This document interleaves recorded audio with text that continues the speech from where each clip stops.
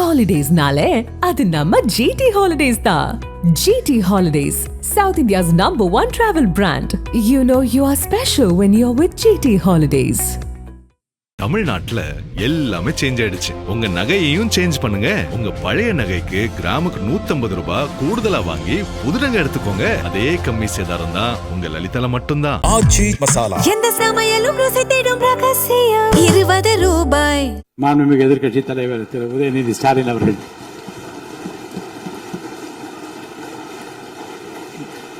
மாண்புமிகு பேரவைத் தலைவர் அவர்களே, பெருமை வாய்ந்த இந்த அவையில ஆளுநர் உரையின் மீது நன்றி தெரிவிக்கின்ற தீர்மானத்தில் பேசுகின்ற வாய்ப்பை தந்த பேரவைத் தலைவருக்கு முதலினுடைய நன்றியை தெரிவிச்சுக்கிறேன். அதுமாதிரி நம்முடைய மாண்பு முதலமைச்சர் அவர்களுக்கு திராவிட முன்னேற்ற கழகத்துடைய சட்டமன்ற உறுப்பினர்கள் அனைவரின் சார்பாகவும் எங்களுடைய பிறந்தநாள் வாழ்த்துக்களையும் நான் தெரிவிச்சுக்கிறேன்.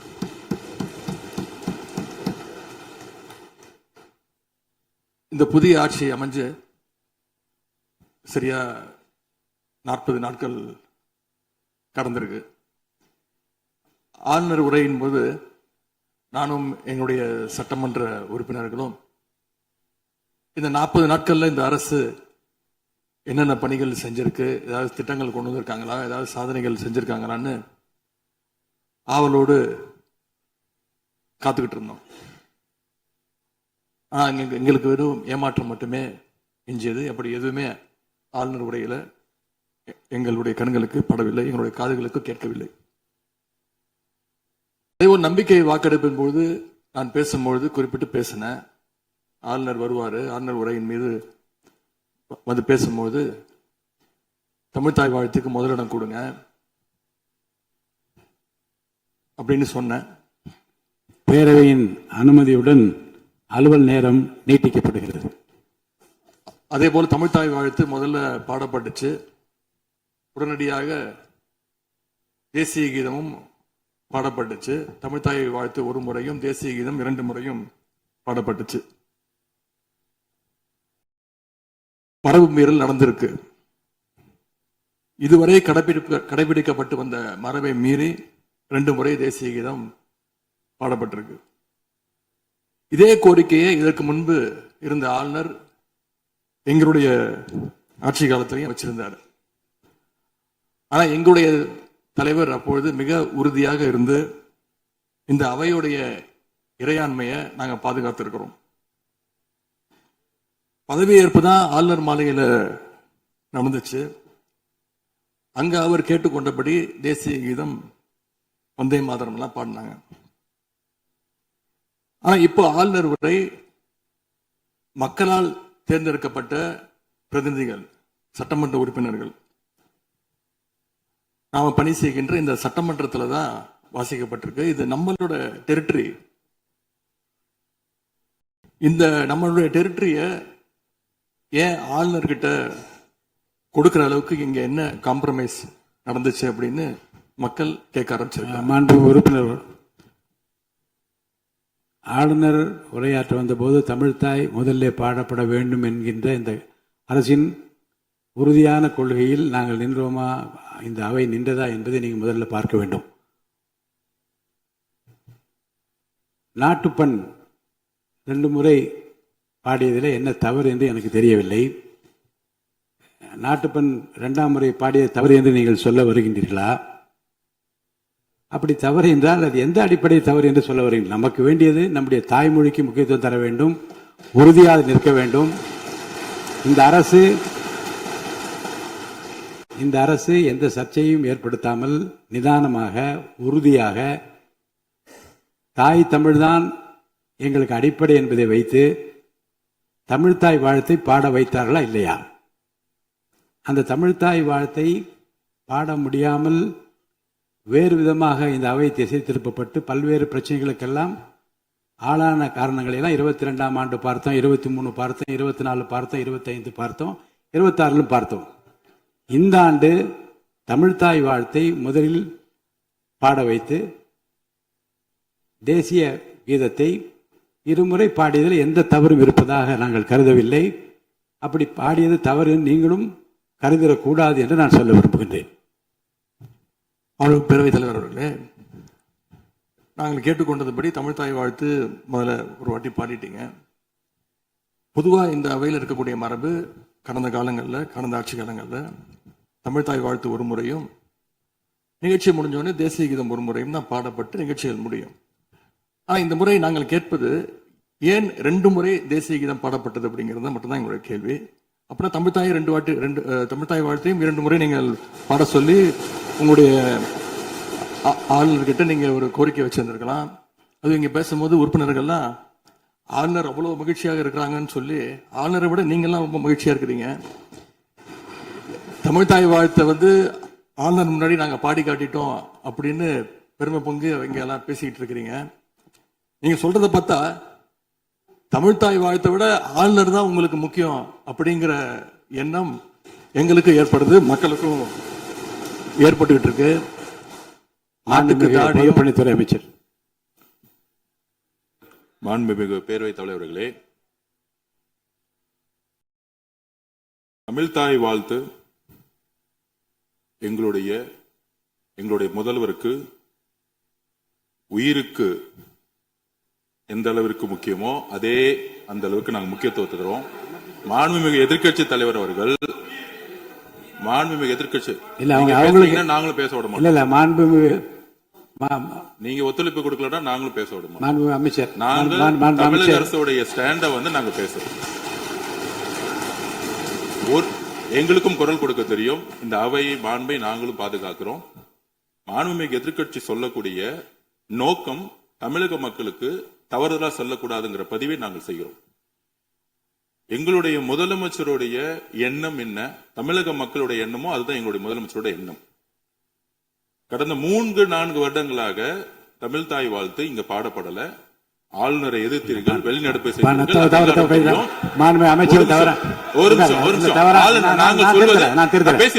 பேசி முடிக்கிறேன். ஆளுநர் முன்பு ஆளுநர் முன்பு மாண்புமிகு அமைச்சர்கள் ஒண்ணு தமிழ்த்தாய் வாழ்த்து பாடப்பட்டது. இல்ல நான் சொன்னது, நான் கருத்து என்னன்னா ஆளுநர் முன்பு பாடப்பட்டது கிடையாது. அதுதான் நான் சொல்ல வரேன். நான் பேசிடுறேன். ஆளுநர் புறக்கணித்தார், அதற்கு பின்பு பாடப்பட்டது. ஒரு நிமிஷம் நான் பதிவு பண்ணி, ஒரே நிமிஷம் நான் பதிவு பண்ணிடுறேன். நான் எங்களுடைய பதிவை நாங்க பதிவு பண்ணிடுறோம். அதுல சொன்ன வார்த்தைகள் எங்களுக்கு கஷ்டமா இருந்துச்சு. காம்ப்ரமைஸ்ங்கிற வார்த்தை எங்களுக்கு கடினமா இருந்துச்சு. நாங்க திருப்பியும் நாங்க பதிவு பண்ணிக்கிறோம். எந்த விதமான காம்ப்ரமைஸும் கிடையாது. தமிழ்த்தாய் வாழ்த்தை முதலில் பாடப்பட்டது எங்களுடைய முதலமைச்சருடைய வெற்றி, தமிழக மக்களுடைய வெற்றிங்கிறத நாங்க பதிவு பண்ணி எந்த காம்ப்ரமைஸும் இங்க நடக்கல. அதை நாங்க பதிவு பண்றோம். மாண்பு உறுப்பினர். பேரவைத் தலைவர்களே, நாங்க மீண்டும் அதான் கேட்கிறோம். தமிழ்த்தாய் வாழ்த்து ஒரு முறை பாடிட்டீங்க, அதற்கு வாழ்த்துக்கள். ஏன் தேசிய கீதம் 2 முறை பாடப்பட்டுச்சு? அப்ப ஆளுநர்கிட்ட நீங்க கோரிக்கை வச்சிருக்கனால நீங்க தேசிய கீதம் 2 முறை பாட பண்ணணும்னா நாங்க தமிழ்த்தாய் வாழ்த்து 2 முறை இல்ல 3 முறை நாங்க போடுவோம்னு சொல்லி அதை நீங்க செஞ்சு காட்டிருக்கணும். அதுதான் நான் கேட்கிறேன். உங்களுக்கு இப்ப ஆளுநர் முக்கியமா, தமிழ்த்தாய் வாழ்த்து முக்கியமா அப்படிங்கறத நான் இந்த அரசுகிட்ட நான் கேட்க விரும்புறேன். ஆட்டுக்கு தாடியும் நாட்டுக்கு ஆளுநரும் தேவையில்லைன்னு சொன்னவர் பேரறிஞர் அண்ணா அவர்கள். அவரை உங்க கொள்கை தலைவர் லிஸ்ட்ல அட்டாச்சும் பண்ணியிருக்கிறீங்க. ஆனா இன்னைக்கு ஆளுநரை தலையில வச்சு கொண்டாடிட்டு இருக்கீங்க. நான் கேட்க விரும்புவது, நீங்க எல்லாம் சேர்ந்து மாண்புமிகு எதிர்க்கட்சி தலைவர் அவர்களுக்கு ஒன்று சொல்றேன். ஆளுநருக்குரிய மரியாதை மட்டும்தான் தரப்பட்டது. யாரையும் தலையில வைத்து கொண்டாட வேண்டிய அவசியம் இந்த அரசுக்கு இல்லை. இந்த அவையை பொறுத்த வரைக்கும் இந்த அவையை பொறுத்த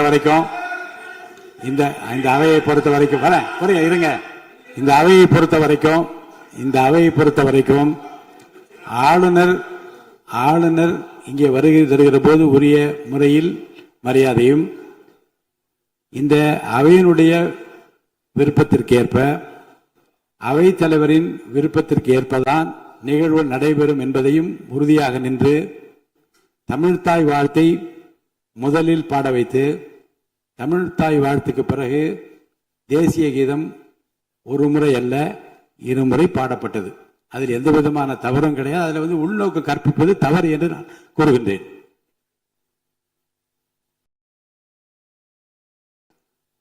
பேரவைத் தலைவர் அவர்களே, கல யதார்த்தத்துக்கும் ஆளுநர் உரைக்கும் மிகப்பெரிய வித்தியாசம் இருக்கின்றது, மிகப்பெரிய வேறுபாடு எங்களுக்கு தெரிகின்றது. ஆளுநர் உரை என்பது அரசனுடைய கொள்கைகளை, திட்டங்களை, விஷன் அண்ட் மிஷன் ஸ்டேட்மெண்ட் அப்படின்னு சொல்லுவாங்க. அதன்படி அமைந்திருக்க வேண்டும்.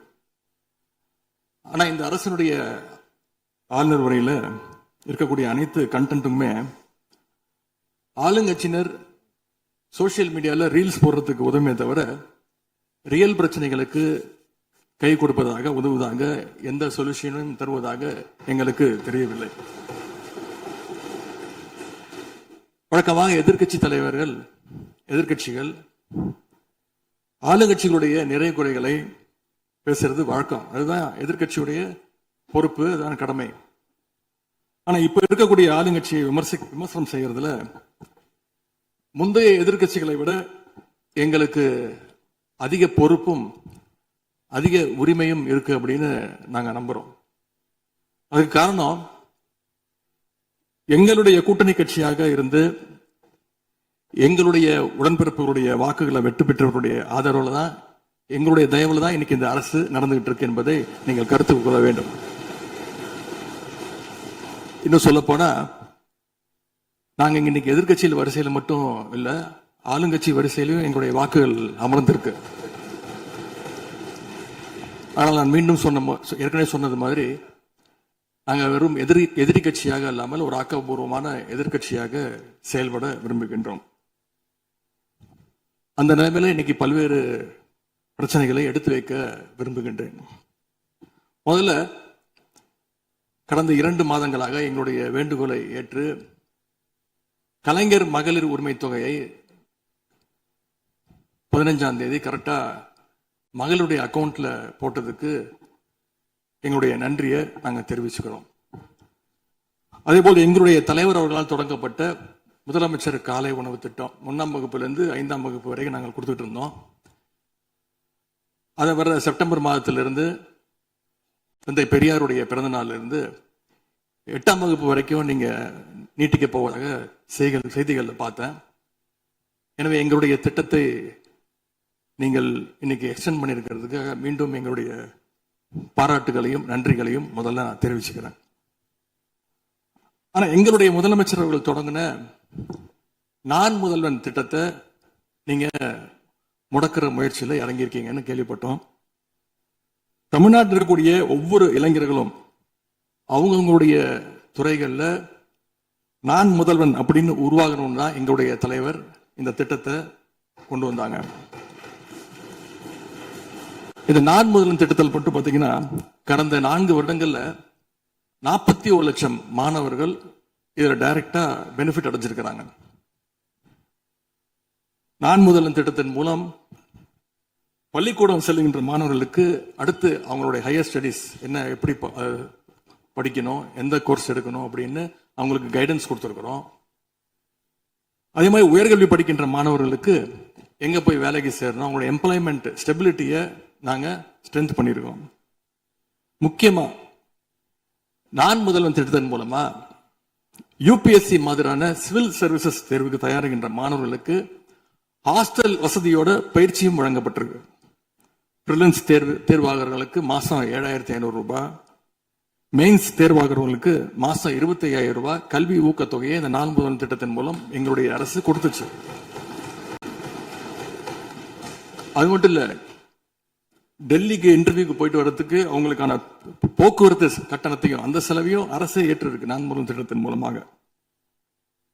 சென்ற ஆண்டு மட்டும் தமிழ்நாட்டில் இருந்து யூபிஎஸ்சி கிளியர் பண்ண 60 பேர்ல 56 மாணவர்கள் இந்த நான் முதல்வன் திட்டத்தின் மூலம் பயன்பெற்றுவாங்க.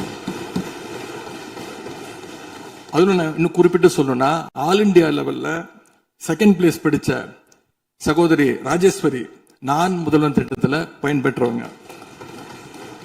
இப்படிப்பட்ட நான் முதல்வன் திட்டத்தை கைவிட வேண்டிய அவசியம் என்ன அப்படிங்கிறது முதலமைச்சர் அவர்கள் தன்னுடைய பதிலுரையில கூற வேண்டும்னு நான் விருப்பப்படுறேன்.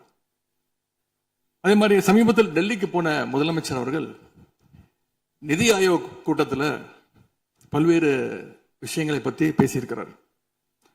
அதுவும் குறிப்பா நம்முடைய தமிழ்நாடு இன்னைக்கு இந்தியாவிலேயே பொருளாதாரத்தில் இரண்டாவது பெரிய மாநிலமாக வளர்ந்திருக்கு அப்படிங்க பெருமையா பேசியிருக்கிறார்.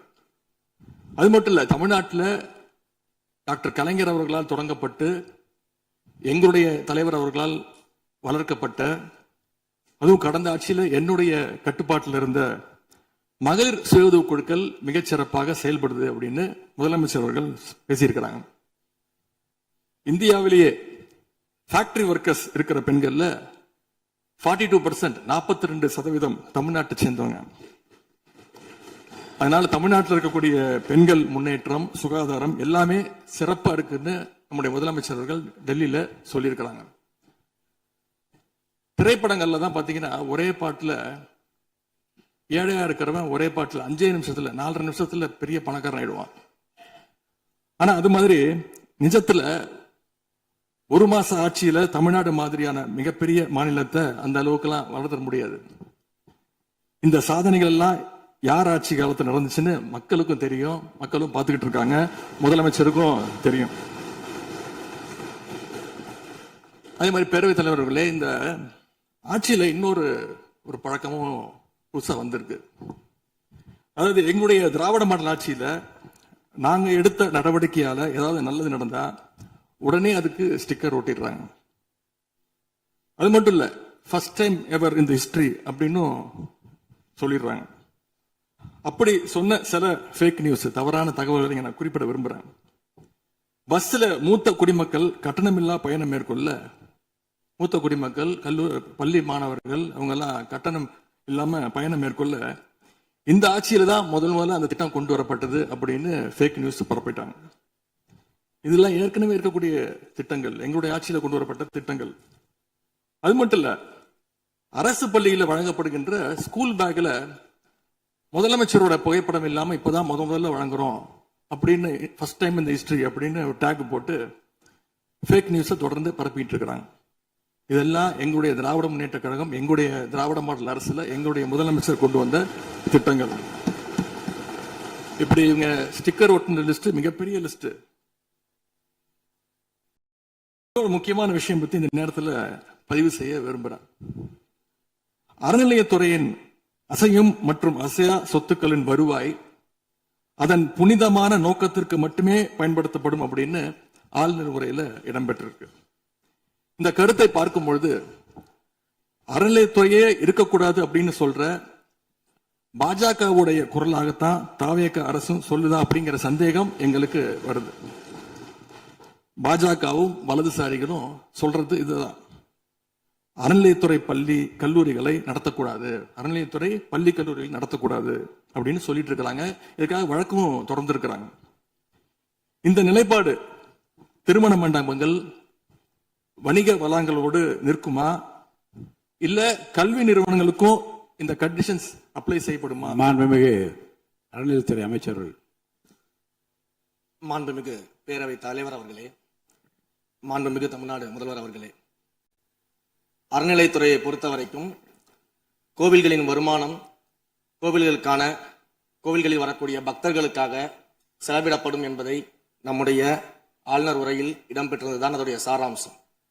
இன்னொன்று, சமீபத்தில் வெளியிடப்பட்ட திருமண மண்டபங்கள் மற்றும் வணிக வளாகங்கள், அந்த பணிகள் துவங்கப்படாத பணிகள் நிறுத்தப்பட்டது என்பது, இந்த பணிகளை பொறுத்த வரைக்கும் நாம் ஆராய்ந்த வரைக்கும் அந்த கோவில்களில் பொதுமக்களுக்கு தேவையான அடிப்படை வசதிகள், பொதுமக்களுக்கு தேவையான தங்குமிட வசதிகள், பொதுமக்கள் பக்தர்கள் வரப்போது அவர்களுக்கு தேவையான அடிப்படையிலான கழிப்பறை வசதிகள் போன்ற இந்த வசதிகளை மேம்படுத்துவதை காட்டிலும் இவர்கள் கமர்ஷியலாக கோவில்களுக்கு திருமண மண்டபங்கள் கட்டுவதிலும் வணிக வளாகங்கள் கட்டுவதிலும் அதன் மூலமாக வருவாய் ஈட்டுவதை மட்டுமே குறிக்கோளாக வைத்துக் கொண்டு இந்த திட்டங்களை துவங்கியதன் காரணமாக மேலும் அதன் மீது பல்வேறு நீதிமன்ற வழக்குகள், ஸ்டே ஆர்டர்ஸ் இருப்பதனால நாம் அதையெல்லாம் ரத்து செய்து அறிவிச்சிருந்தோம். இதற்கு ஒரே ஒரு உதாரணமாக, எந்த அளவிற்கு கோவில்களை கமர்ஷியலாக மாற்றுவதற்கு கடந்த ஆட்சி காலத்தில் முயற்சி செய்து கொண்டிருந்தார் என்பதற்காக ஒரே ஒரு சிறிய உதாரணத்தை மட்டும் சொல்லிடுறேன். அருள்மிகு குன்னூரில் இருக்கக்கூடிய அருள்மிகு விநாயகர் திருக்கோயில், ஏறத்தாழ அந்த கோயில்கள் இருந்து கோயில் நிதியை பயன்படுத்தி 10 கோடி ரூபாய் மதிப்பில ஒரு மல்டி லெவல் கார் பார்க்கிங் வசதியை அந்த கோயிலுக்கு ஏற்படுத்துவதற்கான திட்டத்தை இந்த அரசு அனுமதித்திருக்கிறது. இதற்கு முன்னால் இருந்தக்கூடிய அமைச்சர் அவர்கள் அதை அறிவித்திருக்கிறாங்க. அந்த கோயில்ல ஒட்டுமொத்தமாக மாதத்திற்கு வரக்கூடிய பக்தர்களின் எண்ணிக்கையே 500 தான் ஆவரேஜா. அதே போல அந்த கோவில்களுக்கு அடிப்படையில கழிப்பறை வசதி கூட கிடையாது. இது மட்டும் இல்ல, குன்னூர் மற்றும் உதகையை சுற்றி இருக்கக்கூடிய அனைத்து பகுதிகளிலும் இருக்கக்கூடிய 50 கோவில்கள்ல பேசிக்கா இருக்கக்கூடிய டாய்லெட் ஃபெசிலிட்டிஸ் கூட அங்க இருக்கக்கூடிய கோயில்களுக்கு கிடையாது. அப்படிப்பட்ட இடங்கள்ல கோயில் நிதியை பயன்படுத்தி எதற்காக மல்டி லெவல் கார் பார்க்கிங் தேவைப்படுது? அப்ப இது கமர்ஷியல் திட்டங்கள் இல்லையா? கோவில் நிதியை இப்படி கமர்ஷியலாக பயன்படுத்துவதற்கு எதிராக தான் நாம இந்த திட்டங்களை எல்லாமே தடுத்து, இந்த திட்டங்கள் தேவையில்லை, அதற்கு பதிலாக நம்முடைய அரசாணையிலே வெளியிட்டிருக்கிறோம். மிக தெளிவாக கடைசி வரியை படித்து பார்த்தால் எல்லாருக்கும் தெரியும். இந்த கோவில் நிதியை பயன்படுத்தி கோவிலும் பக்தர்களும் பயன்படக்கூடிய வகையில மாற்று திட்டங்களை உருவாக்கும்ன்ற வரியை நம்ம மென்ஷன் பண்ணியிருந்தோம். எந்த இடத்திலையுமே மக்கள் பயன்படக்கூடிய கல்வி நிலையங்களையோ இல்ல இது போன்ற மருத்துவ வசதிகளையோ நாம செய்து தர மாட்டோம்னு சொல்லல. இன்னும் சொல்ல போனா கடந்த 5 ஆண்டுகள்ல ஒன்றிய அரசின் நிதி உதவியோடு பழனியில பாத்தீங்கன்னா ஒரு சித்த மருத்துவமனை கட்டுவதற்கான நிதி உதவியை ஒன்றிய அரசு தருவதற்கு தயாராக இருந்தது. ஆனா கடந்த ஆட்சியில அந்த திட்டத்தை அப்படியே கிடப்புல போட்டுட்டு கேட்டா ரெக்கரிங் செலவை எங்களால ஏத்துக்க முடியாது அப்படின்னு சொல்லி கிடப்புல போட்டு வச்சிருந்த இந்த திட்டத்தை நாம இன்றைக்கு கையில் எடுத்து அதை துவங்குவதற்கான ஆய்வில் இறங்கியிருக்கிறோம். அப்ப எந்த இடத்திலையுமே மக்கள் பயன்பெறக்கூடிய திட்டங்களை நாம தடுக்கவும் இல்ல, நாம யாருக்கும் பி டீமாக இருந்து வேலை செய்ய வேண்டிய அவசியமும் இல்ல. கோயில்களின் நிதியை ஒரு காலமும் கமர்ஷியலாக பயன்படுத்த வேண்டிய அவசியமும் மாண்புமிகு தமிழ்நாடு முதலமைச்சர் தலைமையிலான தமிழக வெற்றி கழகத்தின் ஆட்சிக்கு தேவையும் இல்லை. மாண்புமிகு உறுப்பினர் சேகர் பாபு. மாண்புமிகு பேரவைத் தலைவர் அவர்களே, இந்து சமய அறநிலைத்துறை கொடைகள் என்ற ஒரு சட்டம் இருக்கின்றது. அந்த சட்டத்தில் விதி 69 என்ற குறிப்பிடப்பட்டிருக்கின்ற அந்த பணிகள் சட்ட விதிகளுக்கு உட்பட்டு சட்டத்தின் 36 பிரிவிலிருந்து தான் இந்த பணிகள் மேற்கொள்ளப்பட்டன. குறிப்பாக ஏதோ அமைச்சரே முடிவு செய்து திருமண மண்டபங்களையும் வணிக வளாகங்களையும் ஏற்படுத்துவதற்கு உத்தரவிட்டதாக மாண்புமிகு அமைச்சர் அவர்கள் அவைக்கு உண்மைக்கு புறம்பான தகவலை தந்து கொண்டிருக்கின்றார். ஒவ்வொரு திட்டங்களும் அன்றைய காலகட்டத்தில் இருந்த சட்டப்பேரவை உறுப்பினர்களுடைய பரிந்துரையின் அடிப்படையில், சட்டப்பேரவை உறுப்பினர்கள் கேட்டுக்கொண்டதற்கு அடிப்படையில் தான் அனைத்து திட்டங்களும் அந்த காலகட்டங்களில் கொண்டு வரப்பட்டது. அதோடு மட்டுமல்ல, உறுப்பினர் அவர்கள் குறிப்பிட்டு கூறினார், குன்னூரிலே மல்டி லெவல் கார் பார்க்கிங் கொண்டு வரப்பட்டது என்று. அங்கே இருக்கின்ற 56 கோயில்களையும் நான் குன்னூரிலே 5 நாட்கள் ஊட்டியிலே முகாமிட்டு அனைத்து கோயில்களுக்கும் நேரடியாக சென்று ஆய்வு செய்தோம். அந்த ஆய்வின் அடிப்படையில் அந்த திருக்கோயில்களுக்கு வருகின்ற பக்தர்களுடைய அடிப்படை தேவைகளுக்கு வருமானத்தை உயர்த்துவதற்காக குன்னூருக்கு சுற்றுலாவிற்கு வருகின்ற மக்களுடைய வாகனங்கள் போதிய அளவிற்கு பார்க்கிங்களுக்கு இடமில்லாமல் தவிர்க்கின்ற சூழ்நிலையில் அங்கே மல்டி லெவல் பார்க்கிங் கொண்டு வந்தால் நகராட்சி பரிந்துரையின் அடிப்படையில் வருமானம் பெருகும். அந்த வருமானம் திருக்கோயில்களுடைய மேம்படுத்துகின்ற பணிகளுக்கு உதவும் என்பதற்காகத்தான் அந்த பணிகளை மேற்கொண்டோம் என்பதை மாண்புமிகு அமைச்சர் அவர்களுக்கு இப்போது யார் அறிவுறுத்தி, ஒரு நிமிஷம், யார் அறிவுறுத்தி இந்த அரசாணையை வெளியிட்டிருக்கின்றாரோ அவர்தான் அப்பொழுது ஆணையாளராக இருந்தபோது இதே அறிவுறுத்தின் பேரில் அரசாணையை வெளியிட்டிருக்கிறார் என்பதை பேரவைத் தலைவருக்கு, பேரவைத் தலைவர் வாயிலாக அமைச்சருக்கு தெரிவித்துக் கொள்கிறேன். மேலும் அவர் கூறுவதற்கு எனக்கு பாயிண்ட் ஆஃப் ஆர்டர்ல பதில் கூறுவதற்கு அனுமதிக்க வேண்டும். மாண்புமிகு பேரவைத் தலைவர் அவர்களே, குன்னூரில் இருக்கக்கூடிய அந்த விநாயகர் கோயிலுக்கு சொந்தமான இடத்துல மல்டி லெவல் கார் பார்க்கிங் அமைப்பதற்கு ஏற்கனவே அங்க இருக்கக்கூடிய நகராட்சி நிர்வாகம் ப்ரப்போசல் வழங்கிய போது அந்த நகராட்சி நிர்வாகத்திடம் நம்முடைய நிலத்தை குத்தகைக்கு கொடுத்து அதன் மூலமாக இருக்கக்கூடிய வருவாயை வைத்துக் கொண்டு நாம் முடிந்த வரையில் நம்முடைய கோயில்களுக்கு தேவையான அடிப்படை வசதிகளை நாம் செய்து கொடுக்கலாம். ஆனால் கோயில் நிதியவே 10 கோடி எடுத்து அங்கு மல்டி லெவல் கார் பார்க்கிங் எந்த விதமான பொதுமக்களும் பக்தர்களும் கேட்கல. பக்தர்களும் பொதுமக்களும் கேட்பதெல்லாம் கோயிலுக்கு உள்ளே சென்று மனநிறைவோடு தரிசனம் செய்துவிட்டு வெளியே வரும்பொழுது அவர்களுக்கு தேவையான அடிப்படை வசதிகளை தான் பக்தர்கள் கேட்டுக் கொண்டிருக்கிறார்கள். அதை செய்தாலே போதுமானது. மாநில எதிர்கட்சி தலைவர் பேசுகிறீங்க. மாண்பு போதுங்க. நீங்க சொன்னீங்க விளக்கம் சொல்லி திருப்பி இதை நான் அனுமதிக்க முடியாது. மாண்பு எதிர்க்கட்சி தலைவர் பேசுங்க. வேண்டாம், போதும். நீங்க பதில் சொல்லிட்டீங்க பாருங்க. மல்டி லெவல் கார் பார்க்கிங் தேவைன்னு அவர் இல்லைன்னு சொன்னாரு, ஏன் போட்டு நீங்க சொல்லிட்டீங்க. அதோட விவாதம் முடிந்தது. மாண்பு எதிர்க்கட்சி தலைவர் பேசுங்க. நீங்க திரும்ப எதுக்கு பாயிண்ட் பாடுற? இனிமே எதிர்க்கட்சி தலைவர் பேசி முடிக்கிற வரைக்கும் குறுக்கீடுகள் அவசியம் இருந்தால் அனுமதிப்பேன், அனுமதிக்க முடியாது. எதிர்க்கட்சி தலைவர் பேசலாம். ஒரு குற்றச்சாட்டு இல்ல, அவர் விளக்கம் தான் சொன்னார். என்ன குற்றச்சாட்டு சொன்னாரு? அவர் விளக்கம் சொல்லிட்டாரு. மாண்பு எதிர்க்கட்சி தலைவர் நீங்க பேசலாம். இனி மாண்பு எதிர்க்கட்சி தலைவர் பேசி முடிக்கிற வரைக்கும் எந்த குறுக்கீடுகளுக்கும் நான் அனுமதிக்க முடியாது. அவசியம் ஏற்பட்டால் விதிகள் உட்பட்டு அனுமதிக்க வேண்டிய உரிமை எனக்கு இருக்கிறது. இப்போது மாண்பு எதிர்க்கட்சி தலைவர் பேசலாம். சொல்லிட்டீங்க. நீங்க பதில் பாருங்க. அவர் சொன்ன உடனே நீங்க பதில் சொல்லிவிட்டீர்கள். குற்றச்சாட்டு அல்ல, விளக்கம் சொன்னார் அவரு. 10 கோடி ரூபாய்க்கு இந்த இடத்துல 10 கோடி ரூபாய்க்கு கோயில் பணத்தை எடுத்து ஏன் பயன்படுத்தினீங்க? அது வேற எதுக்கு பக்தர்களுக்கு பயன்படுத்தி விளக்கம் சொன்னார். அவ்வளவுதான். குற்றச்சாட்டு எப்படி வராது? உங்க மேல குற்றச்சாட்டு வைக்கலையே, தவறா பயன்படுத்துறீங்க. அதுல தவறு நடந்து அவர் சொல்லலையே. அதை குற்றச்சாட்டாக எடுத்துக்கொள்ள முடியாது, விளக்கமாகத்தான் எடுத்துக்கொள்ள முடியும். மாண்புமிகு எதிர்க்கட்சி தலைவர் அவர்கள் பேசலாம்.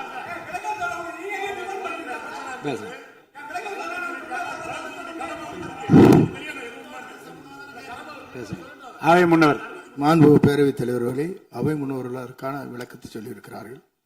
இந்த அறநிலையத்துறை அமைச்சர் அவர்கள் விளக்கத்தை சொன்னார்கள். நீங்கள் அதற்கும் விளக்கத்தை கேட்டு பதிலளித்திருக்கிறீர்கள். மீண்டும் ஒரு சொல்வதற்கெல்லாம் பதிலளிப்பதற்கு அவை நேரமில்லை. மாண்பு எதிர்க்கட்சி தலைவர் அவர்கள். மாண்பு பேரவைத் தலைவர்களே, முன்னாள் அமைச்சர், அறநிலையத்துறை அமைச்சர் அதற்கான சரியான விளக்கத்தை கொடுத்திருக்கிறார். இப்போ இருக்கக்கூடிய மாண்பு அமைச்சர் அவர்களும் சில விளக்கங்களை கொடுத்திருக்கிறார். கார் பார்க்கிங் ஃபெசிலிட்டி என்பதும் ஒரு அத்தியாவசிய தேவைதான். அது ஒன்றும் தேவையில்லாத ஒரு, எல்லாருமே இப்போ கார் வச்சிருக்கிறாங்க. கோயிலுக்கு வரவங்க கார்லையும் தான் வருவாங்க. எனவே அதுவும் ஒரு தேவைப்படுகின்ற ஒரு வசதி தான். நான் கேட்டுக்கொள்வதெல்லாம், எங்களுடைய ஆட்சியில் அறநிலையத்துறை சார்பாக 4 கல்லூரிகளை திறந்திருக்கிறோம். ஆண்டுக்கு 1500 மாணவர்கள் படிச்சுட்டு இருக்கிறாங்க. அதெல்லாம் நீங்க தொடர போறீங்களா, இல்லை அந்த திட்டத்தை கைவிட போறீங்களா அப்படிங்கிறது தான் உங்களுடைய நிலைப்பாடு என்ன என்பதுதான். மாண்பு உறுப்பினர் சொல்லிட்டாங்க. அதாவது ஏற்கனவே கல்லூரிகள் மற்ற அமைப்பில் எந்த விதமான தடையெல்லாம் அதையும் நாங்கள் தொடருவோம் என்ற வார்த்தை அவர் பேசும்போது குறிப்பிட்டிருக்கிறார். நன்றி. பேரவைத் தலைவர் அவர்களே, தமிழ்நாட்டில் இருக்கக்கூடிய 12 மாநகராட்சிகளிலும் தூய்மை பணி செய்வதை தனியார் மயம் செய்ய போகிறதாக தொலைக்காட்சிகளையும் பத்திரிகைகளையும் தொடர்ந்து செய்திகள் வந்து கொண்டிருக்கிறது. கடந்த காலத்துல போராடிய தூய்மை பணியாளர்கள் எல்லாம் நேரில் சந்திச்சிருக்கார் இன்றைய முதலமைச்சர் அவர்கள். ஆட்சிக்கு வந்ததும் தூய்மை பணியாளர்கள்லாம் பணி நிரந்தரம் செய்வோம் அப்படின்னு அப்ப வாக்குறுதியும் கொடுத்திருக்கிறாரு. ஆனா இன்னைக்கு சொன்னதுக்கு நேர் எதிரா தனியார் மயம் அப்படின்னு செய்திகள் வந்து கொண்டிருக்கிறது. இதற்கும் முதலமைச்சர் அவர்கள் அவருடைய பதில் உரையில விளக்கத்தை தர வேண்டும் என்று கேட்டுக்கொள்கின்றேன். பேரவைத் தலைவர் அவர்களே, சும்மா சொல்லக்கூடாது. நம்முடைய முதலமைச்சர் அவர்கள் ஆட்சிக்கு வந்த ஒரே மாசத்துல தமிழ்நாட்டிலேயே தன்னுடைய பெரம்பூர் தொகுதியை நம்பர் 1 தொகுதியாக மாத்தி காட்டிட்டார். எதுல நம்பர் 1 பாத்தீங்கன்னா, இன்னைக்கு தமிழ்நாட்டிலேயே மின்வெட்டுல நம்பர் 1 தொகுதி பெரம்பூர் தொகுதி தான். அதுவும் ஆளுங்கட்சிக்காரங்க என்ன தெரியுமா பேசிக்கிட்டு இருக்காங்க? அண்ணன் பவருக்கு வந்தா தமிழ்நாடு மாறும்னு பார்த்தோம். ஆனா அண்ணன் கைக்கு பவர் வந்த நாள்ல இருந்து தமிழ்நாட்டுக்கே பவர் போயிடுச்சு அப்படின்னு இன்னைக்கு ஆளுங்கட்சிக்காரர்கள் பேசிட்டு இருக்கிறாங்க. மாண்புமிகு மின்துறை அமைச்சர், மாண்புமிகு பேரவைத் தலைவர் அவர்களே, மாண்புமிகு முதல்வர் அவர்களே, மாண்புமிகு எதிர்க்கட்சி தலைவர் சொல்றப்ப தமிழ்நாட்டுக்கு ஏதோ மின்வெட்டு இருக்குன்னு சொல்லியிருந்தாரு. நாங்கள் ஒவ்வொரு நாளும் தமிழ்நாட்டில் எங்கெங்க எதனால மின்வெட்டு விழுதுன்னு நம்ம பப்ளிஷ் பண்ணிட்டு வரோம், டேஷ்போர்ட் பப்ளிஷ் பண்ணிட்டு வரோம். அதுல எதனால என்ன காரணம்னு சொல்லிட்டே வரோம். இந்த துறை ஏன் இப்படி இருக்குன்னு நாங்க ஏற்கனவே தெளிவா சொல்லிடுறோம். இந்த துறையோடைய இன்னைக்கு நிதிநிலை அறிக்கையில இந்த துறையில 2.5 லட்சம் கோடி கடன் இருக்கு. அது இல்லாமல் இந்த துறையில எந்தவித இன்ஃப்ராஸ்ட்ரக்சர் டெவலப்மெண்ட்டும் இவங்க கடந்த 5 ஆண்டுகள் 15 ஆண்டுகள் செய்யப்படவில்லை. இது சம்பந்தமாக விரிவான வெள்ளை அறிக்கை விரைவில் வெளியிடப்படும் நம்ம ஏற்கனவே சொல்லிடுவோம். அது இல்லாமல் இந்த துறைக்கு கடந்த 5 ஆண்டுகளாக எவ்வளவு பேர் ஆள் எடுத்தார்கள் என்று, எவ்வளவு பேர் வேலைக்கு ஆள் எடுக்கப்பட்டது என்பதையும் நாங்கள் இன்னும் ஒரு சில நாட்கள்ல இதற்கான விளக்கமாக வெள்ளை அறிக்கையை நாங்கள் கண்டிப்பாக வெளியிடுவோம். இந்த துறையில் பாத்தீங்கன்னா இப்ப வந்து வேக்கண்ட் மட்டும் 70,000 வேக்கண்ட் இருக்கு. இது எல்லாம் சீரமைத்து இந்த ஒரு வாரமாக 10 நாட்களாக மொத்தம் 125 குழுக்கள் அமைக்கப்பட்டிருக்கு. இந்த துறையில வந்து நம்ம வந்து எதனால இந்த மின்வெட்டுகளை சரி செய்ய 125 குழுக்கள் அமைக்கப்பட்டு 500 பேர் வந்து வெளியிலிருந்து கான்ட்ராக்ட்லாம் எடுக்கப்பட்டு எங்கெங்கெல்லாம் மின்வெட்டுகள் இருக்கோ அது சரி செய்யப்பட்டிருக்கு. கடந்த ஒரு வாரமா நீங்க பார்த்திருப்பீங்க, ஒவ்வொரு நாளும் எதனால் மின்சாரம் தட்டுப்படுதுன்னு சொல்லி பப்ளிஷ் பண்ணிட்டே இருக்கோம். பொதுவாக குற்றச்சாட்டுகள் சொல்லுவதை தவிர்த்து விட்டு எங்க ஸ்பெசிபிக்கா எந்த நாள்னு சொல்லிட்டு பெரம்பூர்ல அதான் சொல்றோமே, பெரம்பூர்ல எத்தனை முறை மின்சாரம் தட்டுப்படுச்சு, எதனால தட்டுப்படுச்சு, எவ்வளவு நேரத்தில் அது சீர் செய்யப்பட்டது, சரி செய்யப்பட்டதுன்னு பார்த்திருக்கோம். எங்கெங்கெல்லாம் ஃபியூஸ் திருட்டுகள் நடக்கப்பட்டதோ அவர்களெல்லாம் கைது செய்யப்பட்டிருக்கிறார்கள். அதே மாதிரி வேற எங்கெல்லாம் சிசிடிவி இல்லாத இடத்தில் இருக்குதோ அங்கெல்லாம் ரோந்து பணிகள் அதிகரிக்கப்பட்டிருக்கு. கடந்த 10 நாட்களாக எங்கெங்கெல்லாம் தேவையில்லாமல் மின்வெட்டுகள் ஏற்படுத்தப்பட்டதோ, ஓவர்ஃப்ளோ லோடு அதிகமாக அனுப்பப்பட்டு அதெல்லாம் உடனடியாக சீரமைக்கப்பட்டிருக்கு. ஒவ்வொரு நாளும் குறைஞ்சது 50-55 இடத்துல வந்து மின்சாரம் தட்டுப்பாடு அங்கங்க மின்வெட்டு ஏற்படுது. சோ அதுல 35 இடத்துக்கு கீழேயாவது 1 மணி நேரத்துக்குள்ள சரி செய்யப்பட்டு வருகிறது. அதுக்கான டேஷ்போர்டுக்கு தெளிவாக எதிர்க்கட்சி தலைவர் பார்த்து விட்டு பேசினால் நன்றாக இருக்கும். மாண்புமிகு முன்னாள் அமைச்சர் மாண்பு உறுப்பினர் செந்தில் பாலாஜி அவர்கள். மாண்புமிகு பேரவைத் தலைவர்களே, எங்களுடைய எதிர்க்கட்சி தலைவர்கள் சொன்னார்கள் மின்வெட்டு சம்பந்தமாக. இப்போதைய அமைச்சர் அவர்கள் அது குறித்து கருத்துக்களை சொன்னார்கள். கடந்த 5 ஆண்டுகளில் சீரான மின் விநியோகத்திற்கு 393 துணை மின் நிலையங்கள் அறிவிக்கப்பட்டு அதற்கான பணிகள் பெரும்பான்மையாக முடிக்கப்பட்டு பயன்பாட்டிற்கு கொண்டு வரப்பட்டிருக்கின்றன. ஒவ்வொரு ஆண்டும் தேவைக்கேற்ப கூடுதல் மின் தேவை ஏற்படுகின்ற பொழுது அதற்கான ஏற்பாடுகள் செய்யப்பட்டு புதிய மின் உற்பத்தி திட்டங்கள் வரை அறிவிக்கப்பட்டு அது செயல்பாட்டுக்கு கொண்டு வரப்பட்டிருக்கின்றன. ஏறத்தாழ 90,000 மின்மாற்றிகள் கடந்த 5 ஆண்டுகளில் புதிதாகவும் பழுந்தடைந்ததையும் மாற்றி சீரமைக்கப்பட்டன. ஒரு அமைச்சர்கள் ஒரே நிமிஷம் சொல்லி முடிச்சார். அதாவது ஒவ்வொரு ஆண்டும் கூடுகின்ற பொழுது மின் தேவை கூடுகின்ற பொழுது அதற்கான ஏற்பாடுகளை நிர்வாக ரீதியாக செய்ய வேண்டியது அரசினுடைய கடமை. ஒரு அரசு பொறுப்பேற்ற பிறகு முதல் முறையாக அந்த அரசினுடைய துறையினுடைய உயர் அதிகாரிகளை அழைத்து ஆய்வு கூட்டங்களை நடத்தி என்னென்ன குறைபாடுகள் இருக்கின்றன அதை எப்படி நிவர்த்தி செய்யலாம் என்பது களையெடுக்க வேண்டியது அரசினுடைய கடமை, துறையினுடைய கடமை. எனக்கு தெரிந்தவரை இதுவரை மின்துறையில் அந்த மின் விநியோகத்தில் இருக்கக்கூடிய துறையினுடைய அதிகாரிகள் ஆய்வு கூட்டங்கள் வரை இதுவரை நடைபெறவில்லை.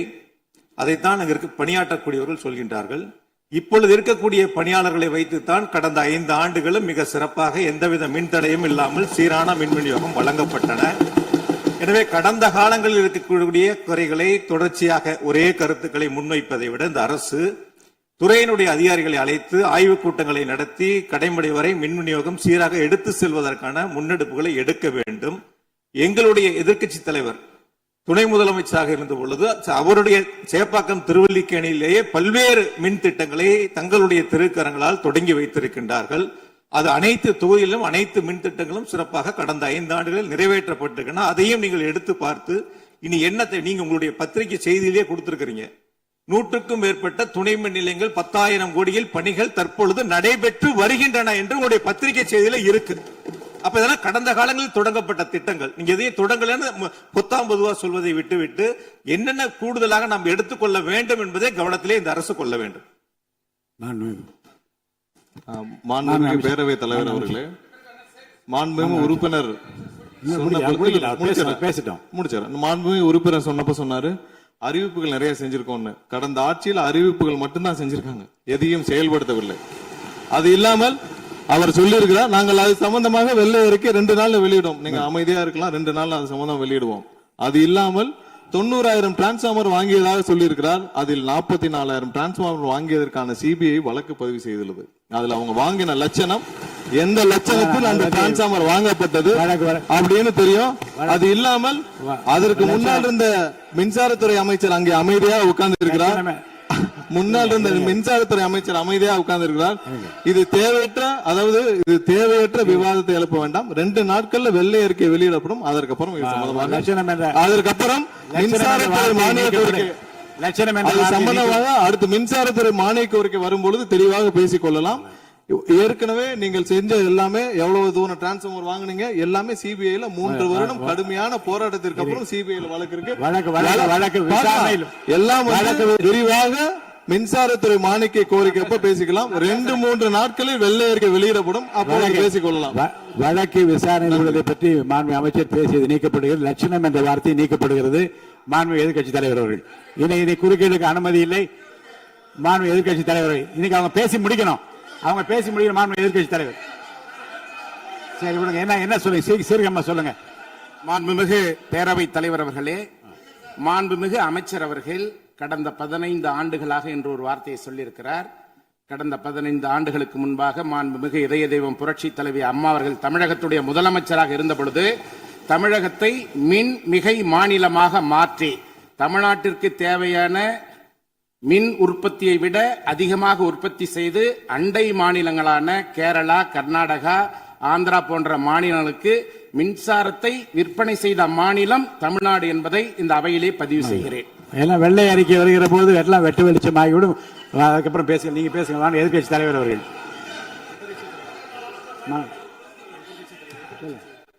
மாண்பு உறுப்பினர். மாண்பு பேரவைத் தலைவர்களே, மாண்புமிகு மின்துறை அமைச்சர் ஊடகங்களை நல்ல சிறப்பாக கையாளுறவர், கொஞ்ச நாள் அமைதியா இருக்காருன்னு பார்த்தா இன்னைக்கு இங்கேயும் அந்த முயற்சி எடுத்திருக்கிறாரு. எத்தனை கோடி கடன் இருக்கிறது இன்னைக்கு நேற்று இல்லை. இது சேவைத்துறை, போக்குவரத்துறை, மின்துறை, இதெல்லாம் சேவைத்துறை. லாப நட்டம் பார்க்குற விஷயம் இல்லை. கடன் இருந்தாலும் பொதுமக்களுக்கு மின்சாரம் சென்று சேர்கிறதாங்கிறது முக்கியமான பிரச்சனை. கடந்த 5 ஆண்டுகள்ல இந்த பிரச்சனை இல்லாம இதே கடனோடு இதே ஊழியர் பற்றாக்குறையோடு தான் செயல்படுத்தினோம். ஊழியர் பற்றாக்குறையை எப்படி சரி செய்வதுங்கிற பிரச்சனை எங்களுடைய ஆட்சி அமைந்த பொழுது கொரோனா உச்சத்தில் இருந்தது, பொருளாதார நெருக்கடி இருந்தது. அதையெல்லாம் படிப்படியாக சீரமைத்து அப்பொழுதுதான் நம்முடைய முன்னாள் மின்துறை அமைச்சர் சகோதரர் செந்தில் பாலாஜி அவர்கள் சொன்னது போல 95,000க்கு மேற்பட்ட டிரான்ஸ்ஃபார்மர்ஸ் அங்கங்க நிறுவி இருக்கோம். அது எல்லாமும் போட்டோ எடுத்து அவர் எல்லாத்தையுமே ரெக்கார்ட் பண்ணி வச்சிருக்காரு. வேணா உங்களுக்கு அதெல்லாம் கொடுக்குறோம். சட்டமன்றத்திலும் எல்லோருக்கும் வழங்கப்பட்டது. அதே போல பெரம்பூர் தொகுதிக்கு பக்கத்து தொகுதியான எங்களுடைய தலைவர் தளபதி அவருடைய தொகுதியான குளத்தூர் தொகுதியில 220 kV புதிய மின் நிலையம் துவக்கி வைக்கப்பட்டு அந்த பகுதி எல்லா பகுதிக்கும் சேர்த்து தான் சரி செய்வதற்கான வாய்ப்பு வழங்கப்பட்டிருக்கிறது. போய் நீங்க கொஞ்சம் ஆய்வு பண்ணுங்க. அடுத்தது ஃபியூஸ் கேரியர் திருடு போனதை சொன்னார். ஒரு சிறப்பான காட்சியை வெளியிட்டார். பகல் நேரத்தில் சிறப்பான வெயிலில் ஃபியூஸ் கேரியர் திருடப்படுகிறது. அப்ப திருடு போனது ராத்திரிக்கு தான் கரண்ட் ஆஃப் ஆகுது. எங்கேயோ சர்க்கியூட்டை கரெக்ட் பண்ணி வச்சு அதுல டைமர் வச்சிருப்பாங்க பிறகு. இங்க போடுங்கன்னா ராத்திரி 7 மணிக்கு மேல தான் அங்க கரண்ட் ஆஃப் ஆகிற மாதிரி டைமர் வச்சு ஃபியூஸ் கேரியர்லாம் புதுசா வந்திருக்குதாங்கிறது எங்களுக்கே சந்தேகமா இருக்கு. பேரவைத் தலைவர் அவர்களே கொஞ்சம் இருங்க. ஒரு புகார் சொல்லுகிற போது இந்த ஃபியூஸ் கேரியர் முன்னவர் மாண்பு பேரவைத் தலைவர் அவர்களே, முன்னாள் மின்துறை அமைச்சர் விளக்கத்தை சொன்னார்.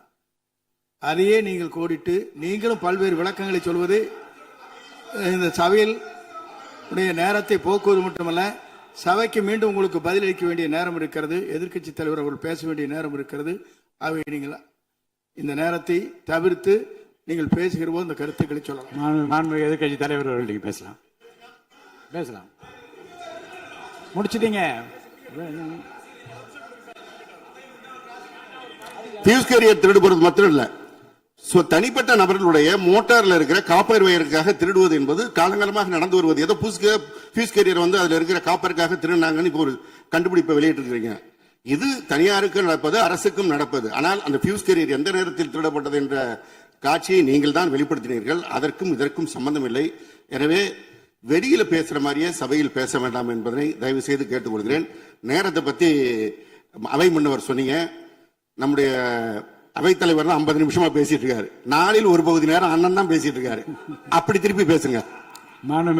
எதிர்க்கட்சி தலைவர் அவர்களே, அவைத்தலைவரை பற்றி சொல்லவே கூடாது, சபையில் இடம்பெறக்கூடாது என்பதை தெரிவித்துக் கொள்கிறேன். எதிர்க்கட்சி தலைவர் அவர்கள். பேரவைத் தலைவர் அவர்களே, நான் கேட்டுக்கொள்வதெல்லாம் நீங்க இந்த மின்வெட்டு பிரச்சனையால தமிழ்நாட்டை இருட்டாக்கி முதலீடுகளை கோட்டை விட்டுறாதீங்கன்னு தான் உங்களை எல்லாம் கேட்டுக்கொள்கின்றேன். அது மாதிரி நம்முடைய மின்சாரத்துறை அமைச்சர் 2 நாட்கள் பொறுமையா இருங்கன்னு சொல்லும் போது எனக்கு அடுத்த 2 நாட்களுக்கு தமிழ்நாட்டில் மின்சாரம் இருக்குமா இல்லையா, இல்ல நாங்க எல்லாமே பொறுமையா இருக்கணும்னு அதை சிம்பாலிக்கா சொல்றாரா அப்படிங்கிற சந்தேகம் எனக்கு இருக்கு. இன்னைக்கு எங்க பார்த்தாலும் அறிவிக்கப்படாத ஒரு மின்வெட்டாக இருக்கு. குடும்பங்கள்லாம் குழந்தைங்களை கூப்பிட்டு வந்து சாலை மறியலில் ஈடுபட்டு இருக்கிறாங்க. சில நாட்களுக்கு முன்பு எங்களுடைய திராவிட முன்னேற்ற கழகத்தின் சார்பாக ஒரு பொதுக்கூட்டம் அம்பத்தூர்ல ஒரு பொதுக்கூட்டம் ஏற்பாடு பண்ணியிருந்தோம். அங்க வந்து எங்களுடைய முன்னாள் அமைச்சர், இப்போ சட்டமன்ற உறுப்பினர் அண்ணன் தங்கம் தென்னரசு அவர்கள் சிறப்பு பேச்சாளராக போயிருந்தார். அவர் பேச ஆரம்பிச்சோடனே கரண்ட் கட் ஆயிடுச்சு. 30 நிமிஷம் வரைக்கும் காத்திருந்து நாங்க என்ன பண்ணிட்டோம், பொதுக்கூட்டத்தை அரசுக்கு எதிரான ஒரு ஆர்ப்பாட்டமா மாத்தி, கரண்டே வரல, ஆர்ப்பாட்டமா நடத்தி முடிச்சிட்டோம். அது மட்டும் இல்லை, இன்னைக்கு தமிழ்நாட்டில் பல்வேறு இடங்கள்ல, திருவண்ணாமலையில கிரிவல பாதையில மக்கள் போறப்போ தினசரி பவர் கட் பண்றாங்க. அவங்களுடைய பாதுகாப்பை இன்னைக்கு ஒரு மிகப்பெரிய ஒரு கேள்விக்குறியா ஆக்கி வச்சிருக்கு இந்த அரசு. செங்கல்பட்டு அருகே சூனாம்பேடுல கருப்பாயி அப்படிங்கிற 75 வயது மூதாட்டி, அவங்க உடம்பு சரியில்லை, வீட்டுல வெண்டிலேட்டர் சப்போர்ட்ல இருந்தப்போ பவர் கட் ஏற்பட்டு மூச்சு திணறி இறந்து போயிட்டாங்க. பவர் இல்லைன்னு தொகுதி எம்எல்ஏ போய் கேட்கலான்னு பார்த்தா எம்எல்ஏ யாருன்னு மக்களுக்கு தெரியல. நிறைய பேருக்கு இங்க இருக்கக்கூடிய எல்லாம், நான் தவறா சொல்ல, எல்லாமே புதுமுகங்கள். நமக்கே பாரு போய் வெளில பார்க்கும்போது இவர் எம்எல்ஏவா இல்லையா அப்படின்னு தெரியல, உள்ள வந்தா தான் தெரியுது. முன்னெல்லாம் புயல் மழை நேரத்துல ஸ்கூலுக்கு லீவ் விடுவாங்க. ஆனா இந்த ஆட்சி அமைஞ்ச பிறகுதான் முதல் முறையா கரண்ட் இல்லைன்னு ஸ்கூல்ஸ்க்கு லீவ் விட ஆரம்பிச்சிருக்காங்க. சென்னை, பெரம்பூர் மற்றும் வியாசர்பாடியில கடந்த ஜூன் 9ஆம் தேதி அன்னைக்கு 4 தனியார் பள்ளிகளுக்கு கரண்ட் இல்லைன்னு லீவ் விட்டாங்க. முன்னாடி மழை வர்றப்பெல்லாம் ஸ்கூல் பசங்க டிவி ஆன் பண்ணி இன்னைக்கு ஸ்கூல் இருக்கா இல்லையான்னு தெரிஞ்சுப்பாங்க. ஆனா இப்பெல்லாம் டிவி ஆன் பண்ண முடியலன்னு தெரிஞ்சுக்கிறாங்க, சரி இன்னைக்கு கரண்ட் இல்லை, இன்னைக்கு ஸ்கூல் லீவ் தான் அப்படின்னு. ஸோ ஒரு மிகப்பெரிய ஒரு அட்வான்ஸ் டெக்னாலஜியை இந்த அரசு உருவாக்கி இருக்கு. எதிர்கட்சியான எங்க பொதுக்கூட்டத்துல தான் பவர் கட் ஆகுதோன்னு நான் கூட நினைச்சிட்டு இருந்தோம், வருத்தப்பட்டோம். ஆனா அமைச்சரவையில இடம்பெற்றிருக்கக்கூடிய விடுதலை சிறுத்தைகள் கட்சியுடைய தலைவரான அண்ணன் திரு தொல் திருமாவளவன் அவர்களும் பவர் கட்ல பாதிக்கப்பட்டிருக்கிறார். விடுதலை சிறுத்தைகள் கட்சியுடைய தலைமையகத்துக்கு முன்னாள் ஒன்றிய அமைச்சர் முன்னாள் அமைச்சர் அண்ணன் ப சிதம்பரம் அவர்கள் போயிருக்காரு. ஒரு உள்ள போனோடனே கரண்ட் கட் ஆயிடுச்சு. கிட்டத்தட்ட 1 மணி நேரம் 2 பேரும் இருட்டிலே உட்காந்து பேசியிருக்கிறாங்க. கரண்ட் வருமா வராதான்னு ஏசி ஓடல, வேர்த்து கொட்டி 2 பேரும் பேசிட்டு இருந்திருக்காங்கன்னு அண்ணன் திருமாவர்களே பதிவு போட்டிருக்கிறார். இந்த ஆட்சியில தமிழ்நாட்டுடைய தலைநகரத்துக்கு இதுதான் நிலைமை. பவர்ல ஷேரிங் கொடுத்த ஆளுங்கட்சியால அவங்க அமைச்சரவையில் இருக்கக்கூடிய கட்சியுடைய அலுவலகத்துக்கு பவர் கொடுக்க முடியாம இன்னைக்கு தடுமாறிட்டு இருக்கிறாங்க. ஏன் இன்னும் சொல்ல போனா 2 நாளைக்கு முன்னாடி ஆளுங்கட்சியோட ஹெட் ஆபீஸ்லயே கரண்ட் கட் ஆயிடுச்சு. அப்போ அங்க வந்தவங்க எல்லாம் ஆளுங்கட்சியா இருந்தோம், பனையூர்லயே பவர் இல்லையேன்னு புலம்பிட்டு போனதாக தகவல் வந்திருக்கு. ஆக மொத்தம் இன்னைக்கு தமிழ்நாடு லிட்டரலா ஒரு இருட்டுல மூழ்கி கிடக்குது. மின்வெட்டால இன்னைக்கு பல நிறுவனங்கள் முடங்கி போயிருக்கு. குறிப்பா எம்எஸ்எம்இன்னு சொல்லப்படுற குறு சிறு நிறுவனங்கள் எல்லாம் என்ன பண்றதுன்னு தெரியாம புலம்பிட்டு இருக்கிறாங்க. ஏற்கனவே மேட்டூர்ல ஜூன் 12ஆம் தேதி நீங்க தண்ணி திறந்து விட்டுருக்கணும், திறந்து விடல. மின்வெட்டால மோட்டார் பம்ப் செட்டு மூலமும் விவசாயம் பண்ண முடியலன்னு விவசாயிகள் இன்னைக்கு போராடிட்டு இருக்கிறாங்க. மின்வெட்டுக்கு ஒவ்வொரு நாளும் ஒவ்வொரு விளக்கத்தை இந்த அரசு சார்பாக கொடுத்துட்டு இருக்கிறீங்க. லோடு அதிகமா இருக்குன்னு சொன்னாங்க. இன்னும் ஒரு படி மேல போய் இன்னைக்கு ஃபியூஸ் கேரியர் எடுத்துட்டு போயிடுறாங்கன்னு சொல்லிட்டு இருக்கிறாங்க. இப்படி சொன்னதும் இந்த ஆட்சிக்கு வெளியில இருந்து ஆதரவு கொடுக்கக்கூடிய மார்க்சிஸ்ட் கம்யூனிஸ்ட் கட்சியை சேர்ந்த எழுத்தாளர் திரு ஆதவன் தீட்சணை அவர்கள் ஒரு பதிவு போட்டிருக்கிறார். என்ன தெரியுமா எழுதியிருக்கிறாரு? கேரியரின் உச்சத்தில் ஆரம்பித்து டிஃபன் கேரியர்ல போய் நின்று இன்னைக்கு ஃபியூஸ் கேரியர்ல முடிந்திருக்கக்கூடிய ஆட்சி அப்படின்னு திரு ஆதவன் தீட்சணை எழுத்தாளர், மார்க்சிஸ்ட் கம்யூனிஸ்ட் கட்சி அவர் சேர்ந்தவர் பதிவு போட்டிருக்கிறார். பவர் கட்டுக்கு இவங்க சொல்ற காரணங்கள் எதையுமே மக்கள் ஏத்துக்கலன்னு தெரிஞ்சதும் இவங்களோட வழக்கமான ஒரு ஆயுதத்தை கையில் எடுத்துட்டாங்க. என்ன தெரியுமா அது ஆயுதம்? எல்லாத்துக்கும் திமுக தான் காரணம் அப்படின்னு சொல்றது. இப்ப பவர் கட்டுக்கும் திமுக தான் காரணம்னு சொல்ல ஆரம்பிச்சுட்டாங்க. இப்படி பழி போடுறதுல காட்டுற வேகத்தை பவரை மீண்டும் கொண்டு வரதுல காட்டினா கொஞ்சம் சிறப்பா இருக்கும். எங்க ஆட்சியில ஏற்படாத மின்வெட்டு இந்த ஆட்சியில தொடர்ந்து இவ்வளவு அதிகமாக ஏற்பட என்ன காரணம்? அரசுடைய நிர்வாக திறமையின்மையா, இல்ல உண்மையிலேயே ஏதாவது டெக்னிக்கல் இஷ்யூஸ் இருக்கா? அப்படி ஏதாவது இருந்தா அதை தீர்க்க இந்த அரசுக்கு இன்னும் எத்தனை நாள் தேவைப்படும்? இந்த நிலைமை தொடராம இருக்க என்ன நடவடிக்கை எடுக்க போறீங்கன்னு முதலமைச்சர் அவர்கள் தன்னுடைய பதிலுரையில சொல்லணும். ஒரே ஒரு ஆறுதல், ஒரே ஒரு மகிழ்ச்சியான செய்தி என்னன்னா, ஆளுநர் உரையின் பொழுது சட்டமன்றத்துல பவர் கட் ஆகல. அதுக்கு இந்த அரசை பாராட்டலாம்னு நான் நினைச்சேன். அப்படி நினைக்கும் போது பாத்தீங்கன்னா சட்டசபை நிகழ்ச்சியை லைவ்ல கட் பண்ணிட்டாங்க. இன்னைக்கு லைவ்ல வந்துட்டு இருக்கா அப்படின்னு எனக்கு தெரியல, கொடுத்திருக்கிறதா சொன்னாங்க. மனு பேரவைத் தலைவர் அவர்களே, எங்களுடைய திராவிட மாடல் ஆட்சி நடந்தப்போ 5 வருஷமும் நாங்க குறுவை சாகுபடிக்காக மேட்டூர்ல இருந்து சொன்ன தேதியில தண்ணீர் திறந்து விட்டுருக்கிறோம். ஆனா புதிய அரசு ஆட்சிக்கு வந்திருக்கக்கூடிய இந்த சமயத்துல மேட்டூர் அணையில நீர் திறக்கிற அளவுக்கு அங்க தண்ணீர் இல்லை. குறிப்பா ஜூன் மாசத்துல 9.91 டிஎம்சி தண்ணீரை தமிழ்நாட்டுக்கு திறந்து விடணும்னு காவிரி நதிநீர் மேலாண்மை ஆணையம் கர்நாடகாவுக்கு உத்தரவு போட்டது. ஆனா இந்த நிமிஷம் வரைக்கும் அந்த உத்தரவை கர்நாடகா நிறைவேற்றல. அதை நிறைவேற்ற முதலமைச்சர் என்ன செய்ய போறாருன்னு பதிலுரையில சொல்லணும். அதேபோல் டெல்டாவில் 6 லட்சம் ஹெக்டேர் அளவுக்கு குறுவை சீசன்ல குறுவை சாகுபடி ஆகும். இந்த முறை மேட்டூர் அணையில தண்ணீர் திறக்காதனால அரசு அறிவிச்சிருக்கக்கூடிய குறுவை சிறப்பு தொகுப்பு ஸ்பெஷல் பேக்கேஜ் 134 கோடி ரூபாய்க்கு அறிவிச்சிருக்கிறீங்க. அது பத்தலன்னு இன்னைக்கு விவசாயிகள் போராடிட்டு இருக்கிறாங்க. சிறப்பு தொகுப்பு கஷ்டத்தை போக்காது, உரிய நிவாரணத்தை விரைவா அறிவிக்கணும்னு விவசாயிகள் எல்லாம் போராடிட்டு இருக்கிறாங்க. அதனால் டெல்டா விவசாயிகளின் சார்பாக ஒரு கோரிக்கையை முதலமைச்சர் அவர்களுக்கு வைக்க விரும்புகிறேன். தமிழ்நாடு முழுக்க போராடி இருக்கக்கூடிய அனைத்து விவசாய சங்க பிரதிநிதிகளையும் அழைச்சு முதலமைச்சர் அவசரமாக ஒரு ஆலோசனை கூட்டத்தை நடத்த வேண்டும். காலதாமதம் இல்லாம விரைவா அந்த கூட்டம் நடத்தப்பட வேண்டும்னு கோரிக்கை வைக்கிறேன். அவங்களுடைய கோரிக்கைகளை நிறைவேற்றி கொடுக்கிறதுக்கான அனைத்து நடவடிக்கைகளையும் அரசு எடுக்க வேண்டும். விவசாயிகளுக்கு இன்னொரு பெரிய பிரச்சனையும் ஏற்பட்டிருக்கு. தேர்தலுக்கு முன்பு நீங்க சொன்ன வாக்குறுதி 5 ஏக்கர் வரைக்கும் நிலம் வச்சிருக்கிற விவசாயிகளுக்கு முழுமையான பயிர்க்கடி தள்ளுபடின்னு நீங்க தான் சொன்னீங்க. ஆனா விவசாயிகளை இன்னைக்கு சிறு குறு விவசாயிகள்னு பிரிச்சு அதுலயே நிறைய ஸ்லாப்ஸ் ஏற்படுத்தி வச்சிருக்கிறீங்க. 1 லட்சம் அளவுக்கு கடன் வாங்கியிருந்தா 5,000 ரூபாய் வரைக்கும் தான் தள்ளுபடி கிடைக்கும் அப்படின்ற நிலைமையை இன்னைக்கு உருவாக்கி இருக்கீங்க. அதுக்கப்புறம் அதுலயும் ஒரு சேஞ்ச் கொண்டு வந்தீங்க. 75,000 ரூபாய் வரைக்கும் வாங்கினவங்களுக்கு முழு தள்ளுபடின்னு சொல்லி இருக்கிறீங்க. இப்போ அதுல இன்னொரு சேஞ்ச் என்னன்னா, ஒரே குடும்பத்தில் உள்ள 3 நபர்கள் வரை கடன் பெற்றிருந்தாலும் தற்பொழுது ஒரு குடும்ப அட்டைக்கு ஒரு வேளாண் கடன் மட்டுமே தள்ளுபடி செய்ய அரசாணை வழங்கப்பட்டிருக்கு. எங்களுடைய ஆட்சியில, கடந்த கால ஆட்சிகள்ல இதெல்லாம் முழு தள்ளுபடி கொடுத்திருக்கிறோம். எனவே அதையும் இந்த விவசாயிகளை இதுக்கு மேல குழப்பாம இந்த அரசு முடிவெடுக்க வேண்டும் என்று நான் கேட்டுக்கொள்கின்றேன். அரசினுடைய இந்த ஏமாற்று அறிவிப்பை கண்டிச்சு போராட்டம் நடத்தின விவசாயிகள் மேல தடியடியும் நடத்தியிருக்கீங்க. தேர்தல் பிரச்சாரத்தின் போது முதலமைச்சர் சொன்னாரு, எனக்கு இன்னொரு ஜென்மம் இருந்தா நான் விவசாயியா பிறக்கணும்னு ஆசைப்படுறேன்னு முதலமைச்சர் சொல்லியிருக்கிறார். ஆனா இன்னொரு பக்கம் விவசாயிகள் மேல தடியடியும் நடத்தியிருக்கீங்க.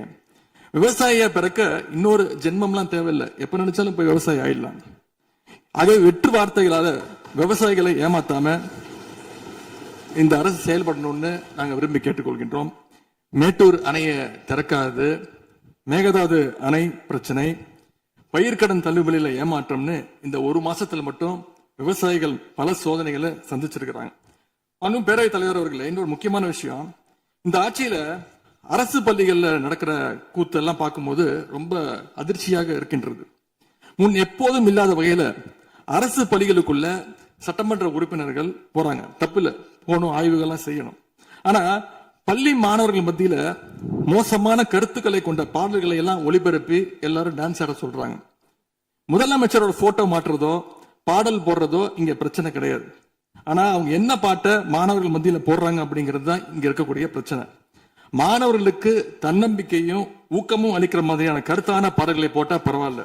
ஆனா சினிமா படங்கள்ல வர குத்து பாடல்கள், தவறான அர்த்தம் கொண்ட பாடல்கள் எல்லாம் குழந்தைகள் மத்தியில ஒளிபரப்பி அதை ஏற்கவே முடியாது. எனவே முதலமைச்சர் தலையிட்டு உடனே இதை நிறுத்தணும்னு கேட்டுக்கொள்கின்றேன். அடுத்து மிக முக்கியமான ஒரு பிரச்சனையை இந்த அரசின் கவனத்துக்கு கொண்டு வர விரும்புகிறேன். இன்னைக்கு தமிழ்நாட்டுடைய சட்டம் ஒழுங்கு நிலைமை எப்படி இருக்குன்னு செய்திகளை பார்த்தா அவ்வளவு கொடூரமாக இருக்குது. 1 மாசத்துல 200க்கும் மேற்பட்ட பாலியல் குற்றங்கள் நடந்திருக்கு. அதுல 100க்கும் அதிகமான குற்றங்கள் சிறுமிகள் மீதான பாலியல் வன்கொடுமைகள். ஜனநாயக நடைமுறைக்கு எதிராக குழந்தைகளை பயன்படுத்தி பெரியவங்க கிட்ட வாக்கு கேட்டார் என்று இருக்கக்கூடிய முதலமைச்சர். ஆனா அவர் ஆட்சியில குழந்தைகளுக்கும் பாதுகாப்பு இல்ல, பெரியவங்களுக்கும் பாதுகாப்பு இல்லைங்கிற நிலைமை இன்னைக்கு நடந்துட்டு இருக்கு. இந்த புதிய அரசு ஆட்சிக்கு வந்த ஒரு சில நாட்கள்லயே கோயம்புத்தூர்ல 10 வயது பெண் குழந்தைய பாலியல் வன்கொடுமை செஞ்சு கொலை பண்ணியிருக்கிறாங்க. முக்கியமா தமிழ்நாட்டையே உலுக்கிய ஒரு கேஸ், கும்மிடிப்பூண்டியில ஒரு 3 வயது குழந்தை பாலியல் வன்கொடுமை செய்யப்பட்டு புதர்ல வீசப்பட்டு அதன் பின்பு அந்த குழந்தை இறந்தும் போயிடுச்சு. இந்த சம்பவத்துக்கு நீதி கேட்டு அங்க இருக்கக்கூடிய மக்கள்லாம் போராட்டத்துல இறங்கிட்டாங்க. கோயம்புத்தூர்லயும் சரி கும்மிடிப்பூண்டியிலயும் சரி 2 சம்பவத்திலுமே மரணமடைஞ்ச குழந்தைகளுடைய உடலை பெற்றோர்கிட்ட முறையா கொடுக்காம வேற இடத்துல காவல்துறை மூலமாகவே அடக்கம் பண்ணிருக்கிறாங்க. இதையெல்லாம் பாக்குறப்போ நாம இன்னைக்கு தமிழ்நாட்டில் தான் இருக்கிறோமா இல்ல உத்தரப்பிரதேசம் மத்திய பிரதேசம் மாதிரி வடநாட்டில் இருக்கோமான்னு எங்களுக்கு சந்தேகம் வருது. சிங்கப்பெண் படைன்னு ஒரு திட்டத்தை முதலமைச்சர் அவர்கள் தொடங்கினார். அந்த திட்டம் வந்த அடுத்த நாளே காவல்துறை சேர்ந்த ஒரு பொண்ணுக்கு 3 பேர் பாலியல் தொல்லை கொடுத்திருக்கிறாங்க. சென்னை மற்றும் சுற்றுப்புறங்கள்ல மட்டும் கடந்த ஜூன் 12ஆம் தேதி 24 மணி நேரத்துல 12 பாலியல் வன்கொடுமை கேசஸ் ரிப்போர்ட் ஆயிருக்கு. சிங்கப்பெண் படை குற்றவாளிகளை சேஸ் பண்ணுவாங்கன்னு பார்த்தா அவங்களும் கூட ரீல்ஸ் போட்டு போஸ்ட் பண்ணிட்டு இருக்கிறாங்க. மன்னன் எவ்வழி மக்கள் அவ்வழின்னு சொல்லுவாங்க. அதை சிங்கப்பெண் படை ஃபாலோ பண்ணுதோன்னு மக்களுக்கு சந்தேகம் வந்துருச்சு. இந்த ஒரு மாசத்துல நடந்த குற்ற சம்பவங்களை எல்லாம் எடுத்து பார்த்தா பெரும்பாலான குற்றவாளிகள் ஆளுங்கட்சியை சேர்ந்தவங்களாவே இருக்கிறாங்க. இவங்க ஆட்சிக்கு வந்து தொகுதி வாரியா போய் நலத்திட்ட உதவிகள்லாம் செய்வாங்கன்னு பார்த்தா அவங்க கட்சிக்காரங்க தொகுதி வாரியா போய் பாலியல் வன்கொடுமையில ஈடுபட்டு இருக்கிறாங்க. ஆளுங்கட்சியுடைய ஆலந்தூர் பகுதி தயவு செய்து மொத்த பொதுவாக நீங்க பேசுவது நான் ஏற்றுக்கொள்ள முடியாது. இல்ல சும்மா ஆதார் பாருங்க,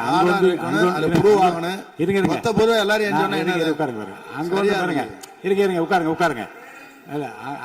அங்கொன்று இருங்க. அங்கென்றும் இங்கொன்றுமாக சில நிகழ்வுகள் நடந்திருந்து அதில் ஆளுங்கட்சி இருந்திருந்தால் கூட மாண்பு முதலமைச்சர் நடவடிக்கை எடுத்துட்டு செய்தியில் வந்து கொண்டுதான் இருக்கு. நான் பத்திரிகையில் பார்க்கிறேன். அதனால் குறிப்பிட்டு இந்த இடத்தில் இந்த கட்சிக்காரர் என்று நீங்கள் பெயர் குறிப்பிட்டு பேசினா அதை ஏற்றுக்கொள்வதை எனக்கு ஆட்சேபனை இல்லை. பொதுவாக பேசுவதை தவிர்க்க வேண்டுகிறேன். அவை குறிப்பிட்டு அது மட்டும் நீக்கப்படுகிறது. ஆளுங்கட்சியுடைய ஆலந்தூர் பகுதி செயலாளர் பேர் குறிப்பிட்டு சொல்றேன்.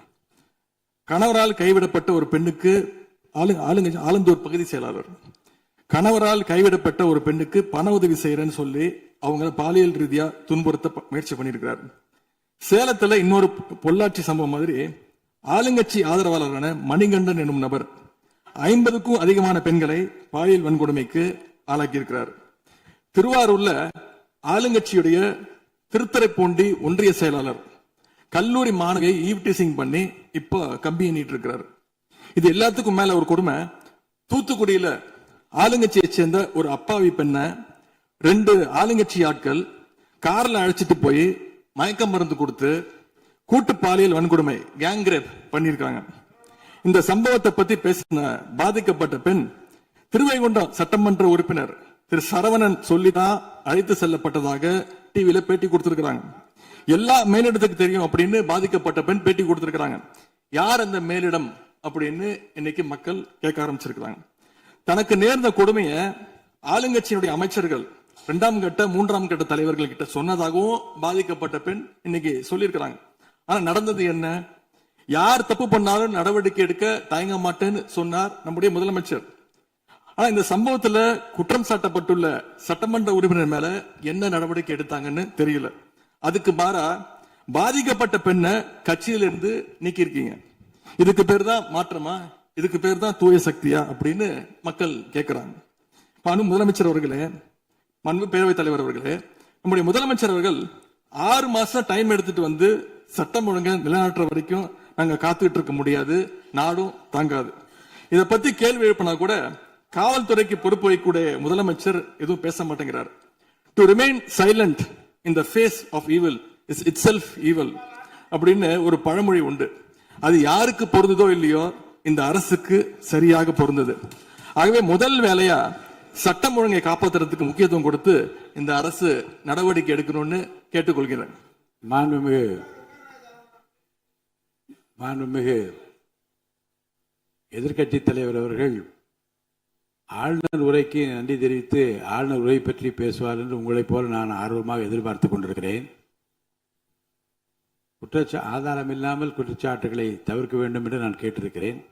நீங்கள் கொடுத்திருக்கிற அந்த ஆதாரங்களை எல்லாம் உன்னிப்பாக மாண்புமிகு முதலமைச்சர் கவனித்துக் கொண்டுதான் இருக்கிறார், குறிப்பீடு எடுத்துக் கொண்டிருக்கிறார்.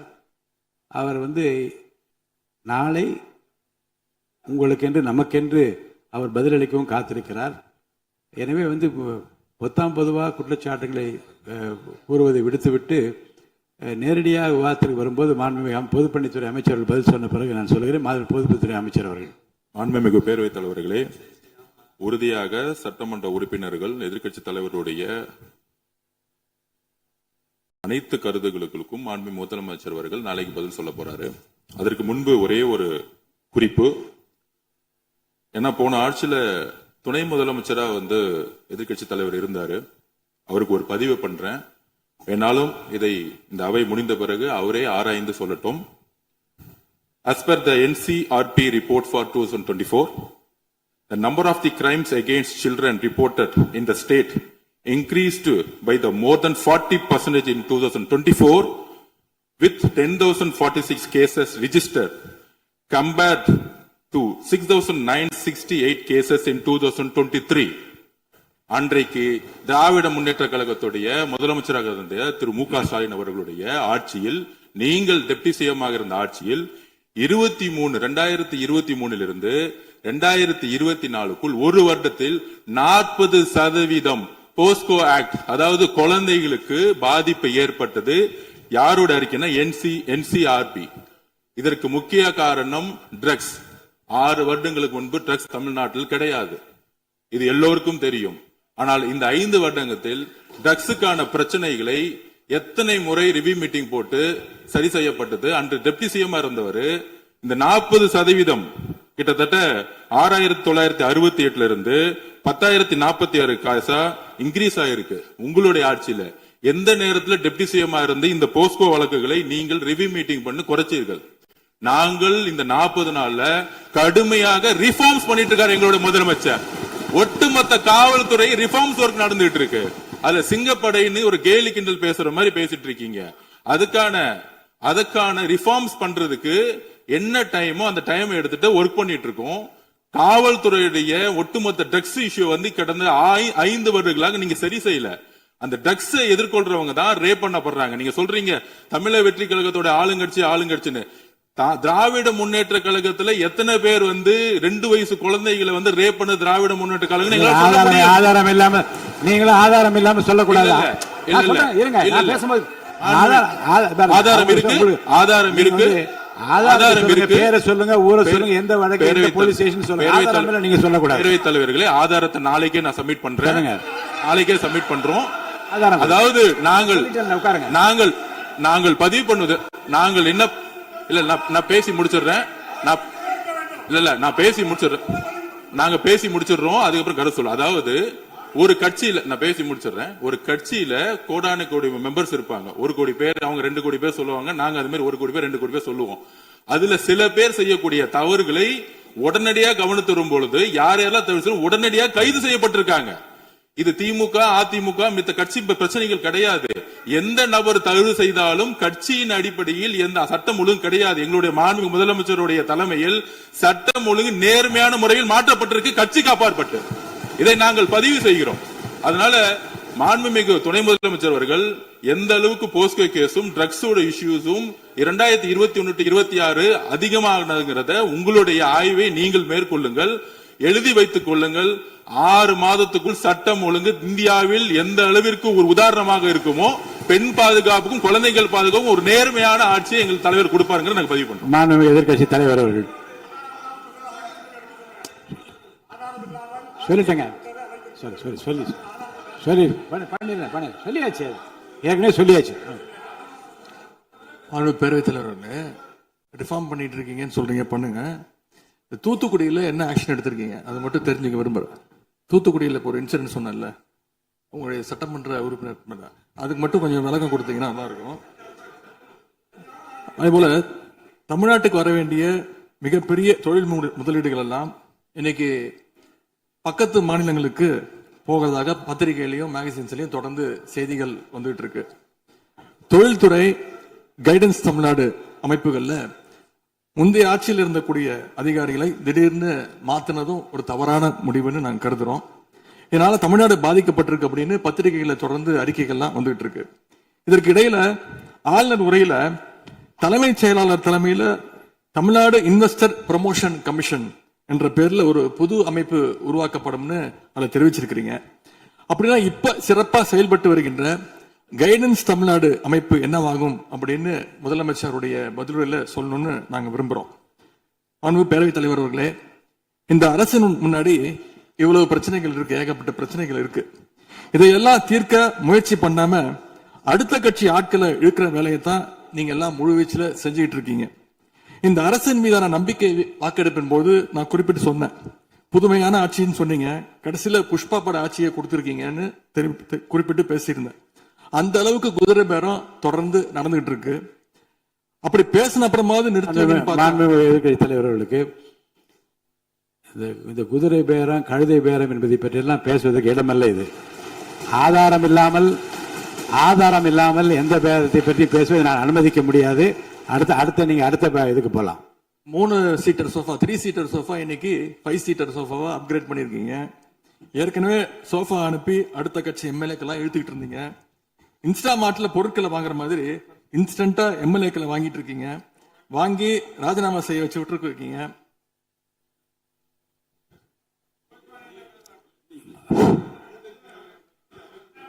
இல்ல நான் என்ன சொல்றேன், எந்த பேரத்தையும் பற்றி இங்க பேச அனுமதி கிடையாதுன்னு தான் நான் சொல்றேன். நீங்க உதாரணம் சொல்லி நீங்க திடீர்னு எடுத்தோடனே குதிரை பேரன்னு சொல்லுவது, அப்புறம் இன்னொரு பேரம் என்று சொல்லி மாண்புமிகு உறுப்பினர் வந்து சோஃபான்னு சொல்றாரு. நான் என்ன சொல்றேன்னா, எதையும் சொல்லுவதற்கு இந்த அவைக்கு உரிமை உண்டு. ஆனால் சொல்லுவதிலே உண்மை இருக்க வேண்டும். உண்மைக்கு மாறான தகவல்களுக்கு இங்க இடமில்லை. ஏன்னா அர்த்தம் இருக்குல்ல. இப்ப நீங்க ஏதோ ஒரு அர்த்தம் உள்நோக்கத்தோடு சொல்லப்படுற, நீங்க சோஃபா என்று சொல்வதற்கு நீங்க ஒரு உள் அர்த்தத்தோடு ஒரு வார்த்தையை சொல்லுகின்றீர்கள், நகைத்தும் கொள்ளுகிறீர்கள். அப்ப மக்கள் அதை பற்றி என்ன நினைப்பார்கள்? சற்று விளக்கமாக பாருங்க. ஆதாரம் இல்லாமல் சொல்லப்படுகிற எந்த வார்த்தைக்கும் எந்த குறிப்புக்கும் இங்க இடமில்லை. மாண்புமிகு எதிர்க்கட்சி தலைவர், நீங்க தொடர்ந்து பேசலாம். ஊழல் சக்தின்னு சொல்லிட்டு அதே எம்எல்ஏக்களுக்கு இன்னைக்கு ஒரு மச்சத்தை மட்டும் வச்சுட்டு இன்னைக்கு தூய சக்தியா நீங்க மாத்திட்டீங்க. அதனால எங்களுடைய தலைவர் சமீபத்தில் சொன்னாரு, தீர்ந்து போன சக்திகள்கிட்ட திருடுற அளவுக்கு காஞ்சி போன சக்தியா இன்னைக்கு இந்த ஆட்சியாளர்கள் இருக்கிறாங்க. ஆகவே இந்த குற்றச்சாட்டுகளுக்கு முதலமைச்சர் அவர்கள் தன்னுடைய பதில் உரையில அவர் விளக்கம் அளிப்பார்னு நாங்க நம்புறோம். முக்கியமா இந்த ஆள் பிடிக்கிற வேலையை நிப்பாட்டிட்டு இனியாவது ஆட்சி நிர்வாகத்துல நீங்க கான்சென்ட்ரேட் பண்ணுங்கன்னு உங்களை எல்லாம் கேட்டுக்கிறேன். மாண்புமிகு பேரவைத் தலைவர் அவர்களே, உங்களுடைய தேர்தல் முக்கியமான வாக்குறுதிகள், படிச்சு வேலை இல்லாத இளைஞர்கள் அவங்களுக்கு எல்லாம் 4500 ரூபாய் மாசம் 4500 ரூபாய் தருவேன்னு சொல்லியிருக்கிறீங்க. அது சீக்கிரம் 6 மாசத்துல கொடுங்க. மகளிருக்கு நீங்க சொன்ன உரிமை தொகை மாதம் 2500 ரூபாய் உரிமை தொகை, வருஷத்துக்கு 6 கேஸ் சிலிண்டர், தாய்மாமன் சீர், இதெல்லாம் 6 மாசத்துல கொடுப்பீங்கன்னு நான் நம்புறோம். இதெல்லாம் எப்படி கொடுக்க போறீங்க அப்படின்னு ஒரு டைம் லைனை முதலமைச்சர் தன்னுடைய பதிலுரையில சொல்லணும்னு கேட்டுக்கிறோம். அதேபோல் சட்டம் ஒழுங்கு சீர்கேடு, மின்வெட்டு, விவசாயிகள் பிரச்சனை ஆகியவற்றில் முதலமைச்சர் அவர்கள் தலையிட்டு உடனடியாக ஒரு தீர்வு காண வேண்டும். ஆளுநர் உரையில இதற்கான விளக்கம் இல்லாததால முதலமைச்சருடைய பதிலுரையாவது இதெல்லாம் இருக்கும்னு நாங்க எதிர்பார்க்கிறோம். இப்ப நான் கேட்டதுக்கெல்லாம் வழக்கம் போல பழக்க தோஷத்துல எல்லாத்துக்குமே திமுக தான் காரணம்னு எங்க மேல பழிய தூக்கி போடாம தப்பிச்சுக்காம தீர்வை நோக்கியதா முதலமைச்சருடைய பதில் இருக்கணும்னு நான் விரும்பி கேட்டுக்கொள்கின்றேன். ஆளுநர் உரையில இருமொழி கொள்கை, மாநில உரிமை, சமூக நீதி, மகளிர் முன்னேற்றம்னு திமுக சொன்னதையே ப்ளூ பிரிண்டா ஃபாலோ பண்ணி இந்த அரசுடைய கொள்கை முடிவுகளா அறிவிச்சிருக்கிறீங்க. இதை நாங்க வரவேற்கிறோம். மற்றபடி ஆளுநர் உரையில தமிழ்நாட்டுடைய வளர்ச்சிக்கான ரோடு மேப் எதுவும் இல்லைன்னு கூறிக்கொண்டு முழுக்க முதலமைச்சருடைய புகழுரையாகத்தான் இந்த ஆளுநரை அமைஞ்சிருக்குன்னு சொல்லி வாய்ப்புக்கு நன்றி கூறி விடைபெறுகின்றேன். நன்றி, வணக்கம். பேரவையின் இந்திய நிகழ்ச்சிகள் இத்துடன் முடிவுற்றன. நக்கீரன் டிவிக்கு சப்ஸ்கிரைப் செய்யுங்கள். உங்கள் ஆதரவே எங்கள் பலம். ஆசிரியர்களுக்கு நண்பனாகவும் மாணவர்களுக்கு ஆசானாகவும் திகழும் தேர்வு வழிகாட்டி. ஒவ்வொரு பாடத்திற்கும் அனுபவமிக்க ஆசிரியர்களின் துல்லியமான தெளிவான விடைகள். CNC இருக்கு, தேர்வு பயம் எதற்கு? இது தீரன் பப்ளிஷிங் ஹவுஸ் விற்பனை வெளியீடு.